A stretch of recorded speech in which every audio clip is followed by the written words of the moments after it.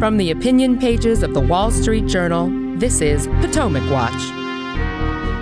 Welcome back. Also on Thursday, Treasury Secretary Janet Yellen was on the road in Michigan at a Ford electric vehicle center in Dearborn defending the Biden economic record. And let's start with a couple of her comments on inflation. Americans are rightfully concerned that higher prices are squeezing their day-to-day budgets and their longer-term savings. The causes of inflation are largely global, but the pain of inflation is personal. This administration's top priority is to combat inflation, even as we know the Federal Reserve has the primary role to play in restoring price stability. Kim, I read that as no recognition yet from the Biden administration that mistakes might have been made and that some of the spending that they signed and pushed through Congress has helped to fuel this extraordinary inflation that we've now seen. Yeah, there were so many things in those sentences that you could pick out, starting with, as you said, what she did not get into.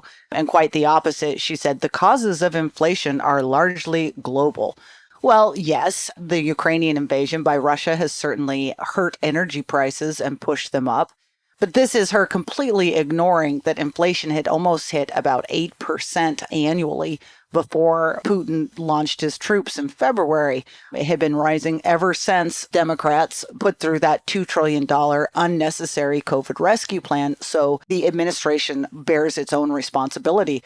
The other thing I would pick out of that line is her need, or what she felt was the need, to say, well, it's primarily the responsibility of the Fed to deal with this and to get us out of this. Well, there's two sides of a coin. Yes, as we have said often, the Fed let the money spigots go freely for too long. But as I just mentioned, a significant portion of this is also due to an administration that was throwing money out of the door for reasons that didn't really have to do with COVID, but their own agenda, spending like bandits, and that helped to pour a lot of gasoline on what was rapidly becoming an overheated economy. One of the studies that I keep going back to is from the San Francisco Federal Reserve. It's a March 2022 analysis. Why is U.S. inflation higher than in other countries? And here's part of the conclusion. The sizable fiscal support measures aimed at counteracting the economic collapse due to the COVID-19 pandemic could explain about 3 percentage points of the recent rise in inflation, unquote. And on this topic, the other thing that really jumped out at me from this speech was Yellen's remarks on the Inflation Reduction Act. Let's play a little bit of that. In markets where we couldn't help lower prices by expanding supply, we aimed to mitigate the pain directly through cost relief. The newly passed Inflation Reduction Act boldly reduces everyday costs for families around the country. Without the law, healthcare premiums would have spiked for millions of Americans in January. And instead, 13 million Americans will continue to save an average of $800 a year. And what I find remarkable about this, Joe, is, first of all, remember the Inflation Reduction Act was originally the Build Back Better program. It was a reconciliation bill that Democrats wanted to pass through all sorts of different priorities. And then when inflation became a problem, they decided that Inflation Reduction Act would be a better branding for that. And so that's what they retitled the bill. But even the things that Janet Yellen is talking about, I mean, she is smart enough to know, she's a respected economist, that whether we increase subsidies for healthcare plans or not is not really, it may lower costs for some segment of Americans, but it's not really an inflation issue. And it seems like a real stolen base to me. Yeah, great. So congratulations to all of us who can save a few $100 on our insurance premiums and then spend all of that money on gas instead when we go fill up our cars. I mean, this is the basic problem that they've got. And I think that because Janet Yellen is a very smart, seasoned economist and a former Federal Reserve chairman, in addition to being a Treasury Secretary, I think that we should actually give her the benefit of the doubt for being smart enough not to entirely believe much of what she said in this speech. But the problem the Biden administration has is that we are about 2 months away from a midterm election here. It seems to be going reasonably well for the Democrats at the moment because they are managing to persuade the public to talk about anything other than the economy. And this speech reads to me like a desperate attempt to continue distracting people from the prices at the pump, which are still very high, even if they've come down a little bit. Prices at the supermarket still very high. Prices for everything else still very high.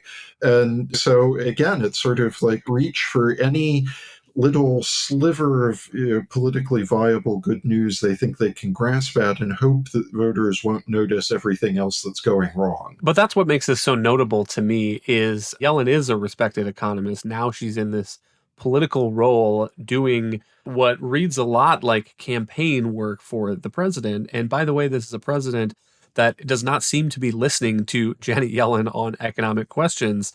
There's some reporting that Yellen has been in favor of lifting some of President Trump's tariffs as a way to take a one-time bite out of inflation. There's been some reporting also that she was against this student loan forgiveness plan that President Biden is rolling out. And so we have a president who is not thinking like an economist, is not listening to economic advisors. He's listening to his political advisors. And yet we have Janet Yellen, Kim, on the road putting her credibility on the line for this administration. And we'll give you the last word. Yeah, look, anytime you sign up to be a cabinet official or work for an administration, it's going to be a very high possibility at times that you're going to be sent out to give the message. But in times past, I think most people who sign up for those jobs also do, and they usually have this frank conversation with a president is, will I be allowed to have some control over my own destiny? Will you actually listen to me when I give you advice? And I think that this is unfortunate because Janet Yellen, it's not just about her credibility, but the credibility of the administration. When average Americans hear those lines, they don't buy it. And what they really want more than anything is the American public will sometimes be patient and understand that weird things have happened. For instance, the Russian invasion of Ukraine, and that might be raising gas prices for them or playing into that in some way. They're often willing to be patient and let the political system attempt to fix these or things to right themselves, as long as they feel as though the people in charge actually know what the problem is, admit what the problem is, and then have a solution.